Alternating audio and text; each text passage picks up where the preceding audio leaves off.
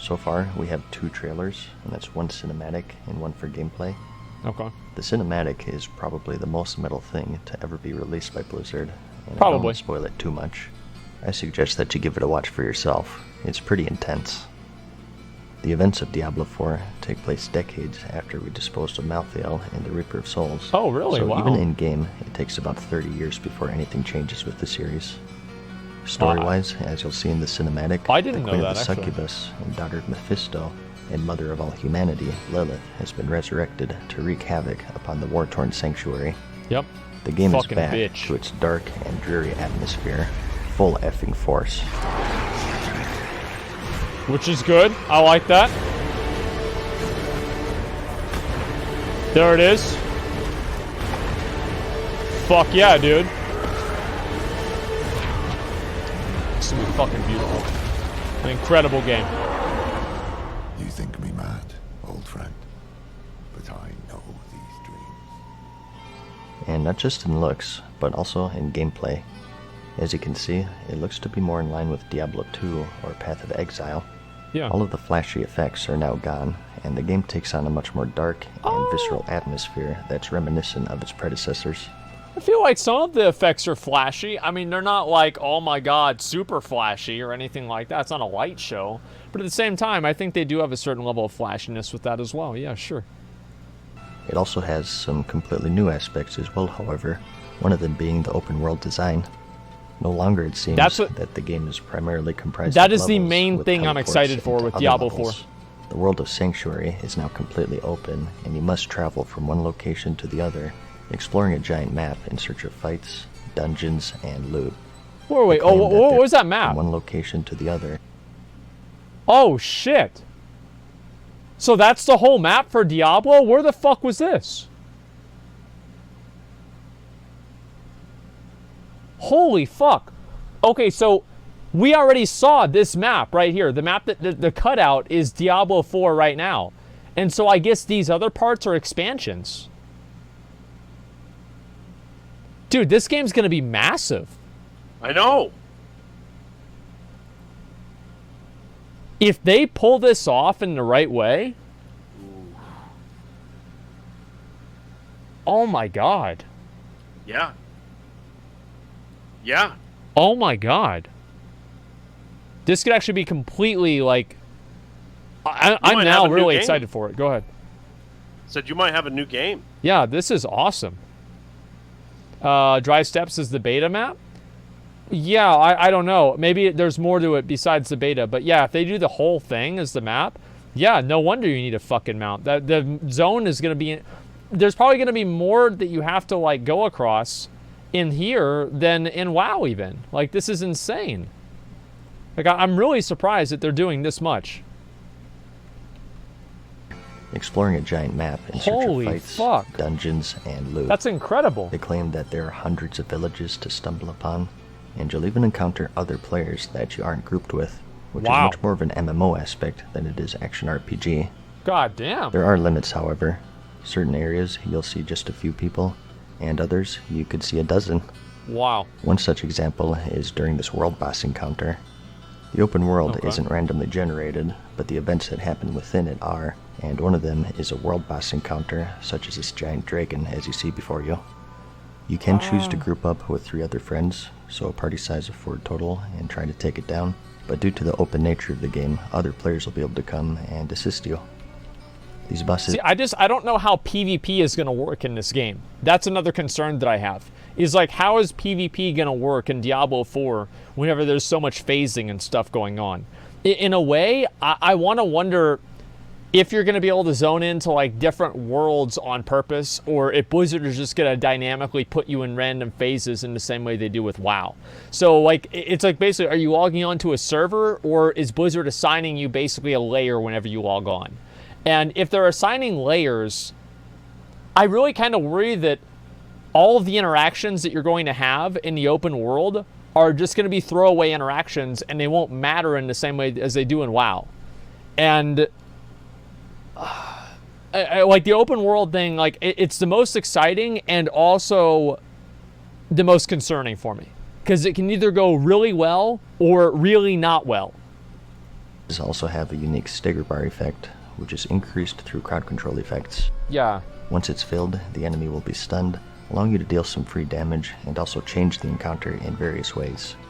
For example, you break off the giant bone scythe off this dragon to make its sweeping attacks have a little less bite. But will that even? But with such an open, would that even matter?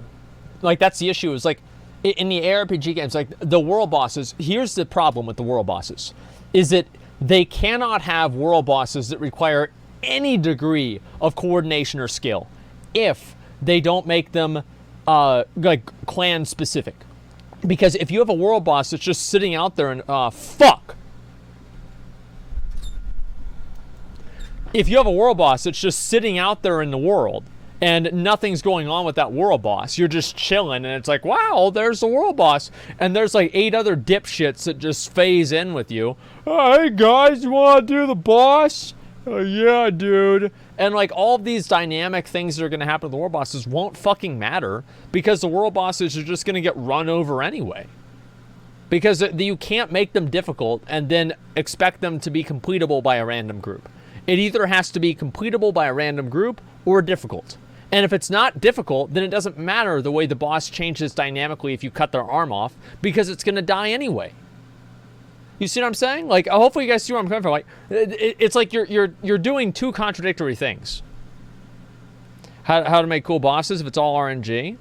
I don't know. Like, it's not about it being RNG. If they want to make difficult world bosses, they have to instance them and have them for clans only. If not, they'll just be annoying to do, and I don't think people will like it.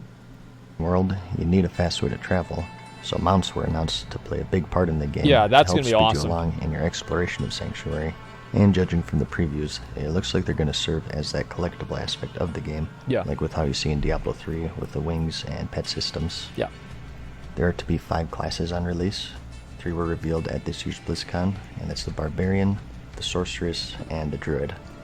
The Barbarian is pretty self-explanatory. You hack, slash, jump, and spin. A unique aspect to them, though, is that they're able to equip 4 weapons at once and seamlessly switch between them in combat, so you can adapt to any situation. The Sorceress is your mage, focusing on 3 different schools of magic, and that's fire, frost, and lightning. This is the same as And the Diablo Druid 3. is your master of nature and shapeshifter, capable of taking on a bear and werewolf form, I feel like Druid's either and going to also be really commanding OP the or aid really of bad. various One or the animal other. companions. That open world aspect isn't the only thing they took from MMOs, however, as it was confirmed there's to be a detailed character customization for you to play around with to help immerse yourself with your characters a bit I don't more. know about that, dude. Character progression is always I a don't big know about concern, that, dude. and it's quite different in 4 than its direct predecessor. It focuses on a combination of skill points, talent trees, rune words, and legendaries to try and create a unique experience for each and every player. Let's go over them one by one. Skill points you get as you level, or from items called skill books, and you spend these to either learn new skills or learn new ranks of existing skills. Yeah, I mean, that makes sense. Talent trees are pretty familiar if you stepped into the RPG genre before. Basically, you're given a tree of affixes that you can spend points on, and the more points you spend, the further down the tree you can go to customize your character to your liking and create your own builds. I'm not really as excited about the talent trees as I think maybe some other people are, but maybe nobody's excited about the talent trees. I just see them and I just assume it's like, okay, well, I'll just wait and figure out what the best one is, and then I'll just do that. It's like after I've used the PoE talent tree, it's going to take something really, really big in order to convince me or get me excited again. Rune words are familiar if you played Diablo 2. These are items that you collect and apply to your armor, and they're split up into 2 variations called conditions and effects. Yeah. Condition runes are what cause the effect runes to trigger, and an example they gave is These are when you freeze an complicated. enemy as a condition. These are really introduce complicated. a cooldown for a random skill by 15% as an effect. You can mix and match any and all condition and effect runes to your liking. Yeah. So feel free to pause it on this page if you'd like. So just like in Okay. Shadowlands, they're looking to give players great power in how they want to play. However, a problem with any RPG is that there's always a quote best option, so we'll just have to wait and see if we really have any meaningful choices to make. I think that we will, because what I believe they're doing with Diablo 4 is they're removing like the numerical fine-tuning that players have to make in like PoE in a way, and they're removing numerical fine-tuning and just making core mechanical tuning. So there's nothing, it doesn't matter like how much agility or how much vitality or whatever you have, they don't give a fuck. And I think they're just focusing on core gameplay and just like not even engaging with like the numerical functions of, like PoE. And another aspect of customization Yeah. are, of course, legendaries. These are the new tiers of rarity, and that's normal, magic, rare, and then legendary and ancient legendary, sharing a tier with the set pieces. And then finally, at the end, are mythic legendaries. Ancient legendaries. These are said to actually be legendary in rarity. Okay. Vanilla Diablo 3 kind of sucked, but one of the cool things was just how rare the legendaries were. They were pretty bad for the most part, but they were so insanely rare back then that if they dropped, it was like an oh snap moment. Maybe one every 20 hours or so, if even. Yeah. So it sounds like they're going back That's to a really that good level drop. of rarity, as opposed to Reaper of Souls, where you get one like every 10 seconds, which I'll believe that a year into the game. And we'll see if legendaries are raining from the sky by then. Because that's what I think is kind of going to happen. I mean, here's the thing. Reckon Quinn, G4. I mean, like, here's the thing, guys. Like, well, let me think of a way to put it. PoE tree is garbage. Well, it's not really about the PoE tree. Having attack and defense does not necessarily mean that it's a simple game. You can have a bunch of different mechanics that function differently together without having a bunch of different numbers you have to balance. Like, number balancing isn't as gameplay defining as talent and ability balancing. And I think Blizzard, what they're doing with D4, so I just said, is that they're just removing the number balancing out of the equation. They're just taking it out of the equation. They feel like that's something that players, it's complication, and most people don't want to do that.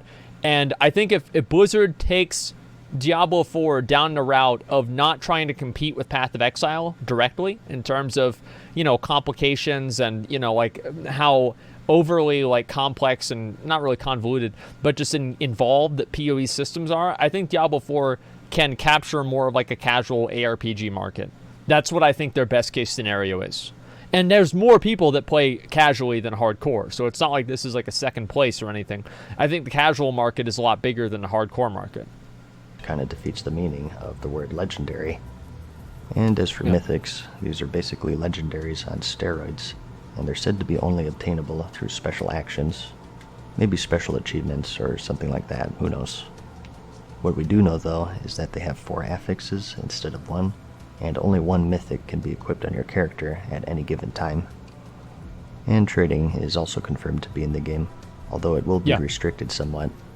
Some items are tradable forever, whereas more powerful ones may only be tradable once total, and some of the most trading powerful shit, items, man. such as mythics, are forever bound to your character. I feel like, you know how Blizzard has like all of these different systems that are just confusing to players? I worry that Diablo is going to have that same thing happen, where they have like 8 different trading restrictions, and it's just confusing. Like, just make everything tradable or not, or just make certain, like, there's like either tradable items or not tradable items. Anything more than like those 2 different functions, it's too much. It's just too complicated in my mind. And crafting is also making a return. No real huge details yet, That'd be but good. it's confirmed to be in the game That'd be in real some good. form or another. We know that you can obtain materials throughout the world, and that there's also a salvaging system to serve as a source, as we'll talk about further in a bit. I wanted to make special mention of it though, because it's tied to clans.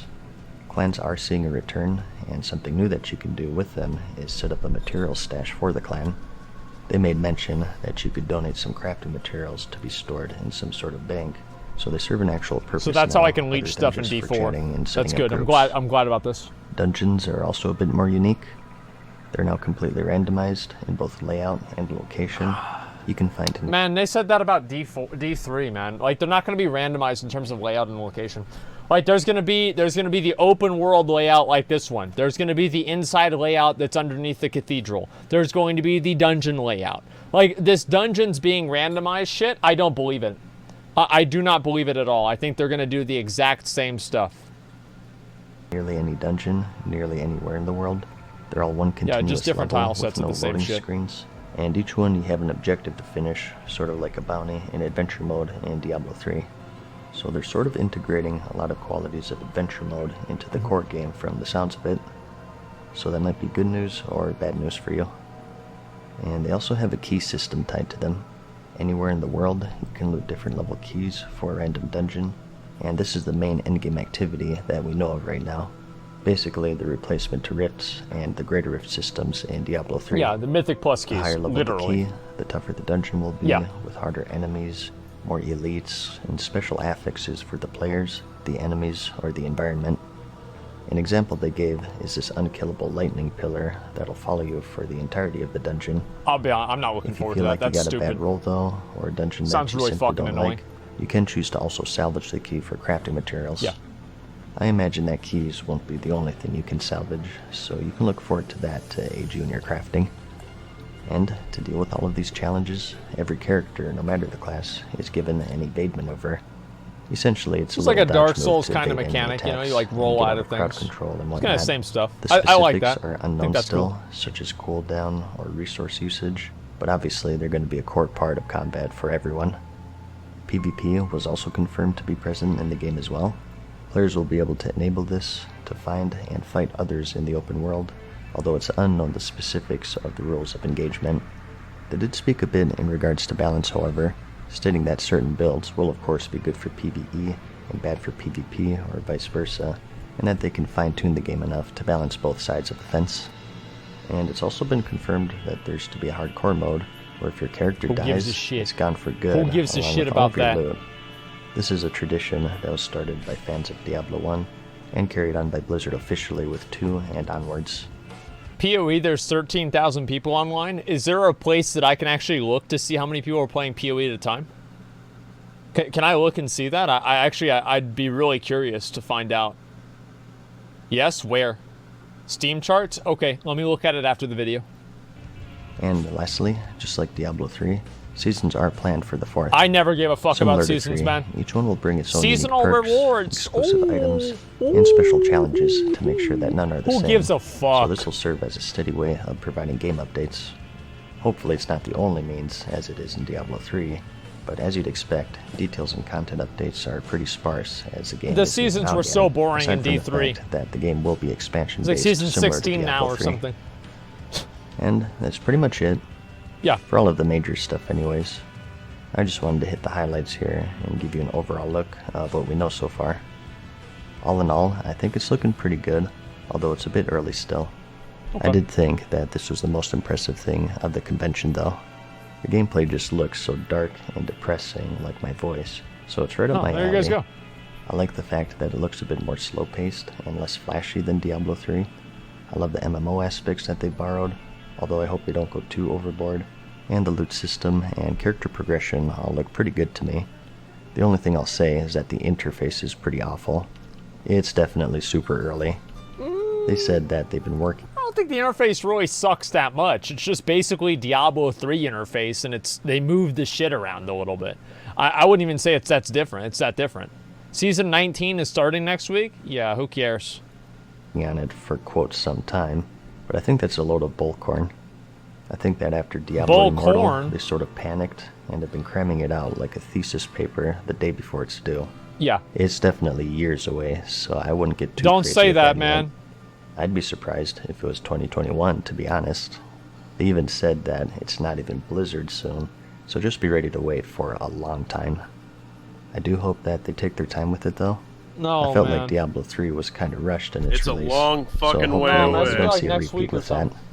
Watch it. If there's any interest in this could be something I cover more They're in gonna bring it the out for future. Christmas. I'm definitely interested in it, and I hope you guys are too. They just baited so everybody. Let me know if there are any Diablo fans out Just to there, build hype, dude. and I'll keep it on the radar for the channel. That's what it is. I mean, before I ever started the channel with World of Warcraft, I was streaming Diablo 3, so I'm a big fan of the series. Okay. And despite the voice, I'll be eagerly awaiting more news. Fuck yeah. Otherwise, though, I hope you found this video interesting or helpful. Like it if you liked it, and I'll see you in the next one. Okay.